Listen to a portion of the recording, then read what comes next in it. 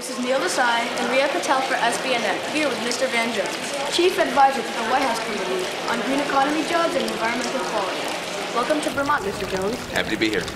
How's your visit to Vermont been so far? So far it's been really good. I got a chance to look at some of the great efficiency work that's happening here in Vermont, where people are paying less on their energy bills, and that's good for their pocketbook. It's also good for the planet. Congratulations on your new book. Oh, well, thank you. Yeah. So, in your book, The Green Economy, how one solution can fix our two biggest problems. What are the two biggest problems that you speak of, Mr. Jones? I think we have two problems. We have an economic crisis, which we all know about. People are losing their jobs, they're losing their homes. People are very afraid about the economic future.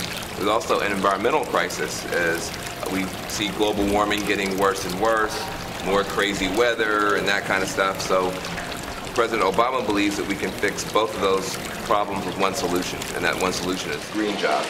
So, what do you specifically do as President Obama as a special advisor for green jobs? Well, I am the special advisor for green jobs to the White House Council on Environmental Quality. When you say green-collar jobs, you mean creating jobs in which the labor will help the environment. Yes. So it's a two-way deal, creating more jobs and helping the environment. Yes. What gave you this idea? Was it environment in Oakland, California? Well, yes. I have been working in low-income communities where people don't have enough jobs, they don't have enough economic opportunity, but in those same communities they often do have pollution. You know, the port dumps a lot of pollution on people. Sometimes things are unhealthy. And so you have to think about, well, how can you create more jobs without adding to the pollution? So, appointed by the president, you have the opportunity to implement your vision. What exactly is your vision? Well, my vision is that we'll have a green economy that is strong enough to lift millions of people out of poverty. So you could imagine solar panels on every rooftop across America, and people getting employed and getting jobs and contracts to put those solar panels up and make sure that they work and to manufacture those solar panels. So just lots and lots of people working with green hard hats on and big happy smiles on their faces. Mr. Jones, how much money has been appropriated for green economy jobs, and what do you plan to do with it? Well, in the recovery package that the president signed, depending on how you do the math, it's between $20 to $40 billion. Collectively, as a government, we plan on spending $5 billion to retrofit and weatherize homes for low-income people. We also plan on giving money to the solar and wind industries to kind of get them going with loan guarantees and that kind of stuff. We also plan on investing about $2 billion in what we call the smart grid, and that's a way for us to use our energy a lot more efficiently in America. So, what's your response to being called the Green Jobs Star?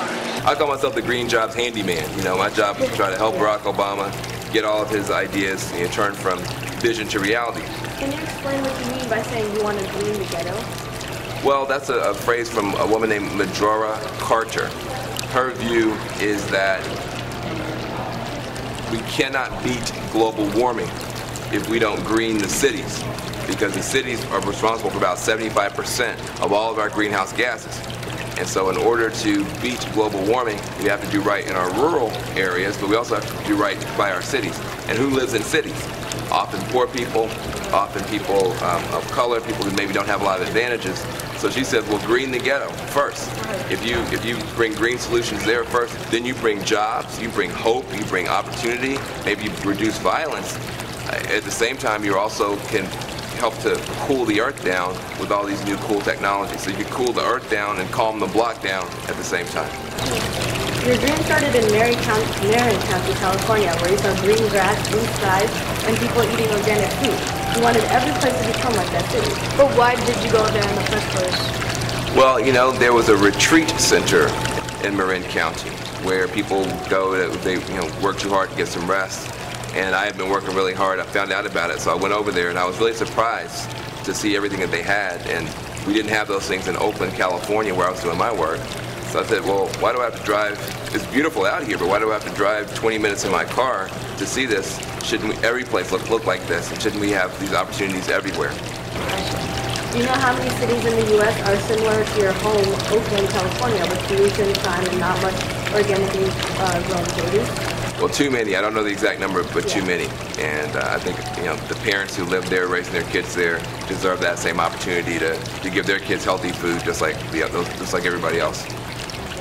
So recently, our South Burlington School District has come up with a way to provide our schools with organically grown produce for lunch, and it's called Common Roots.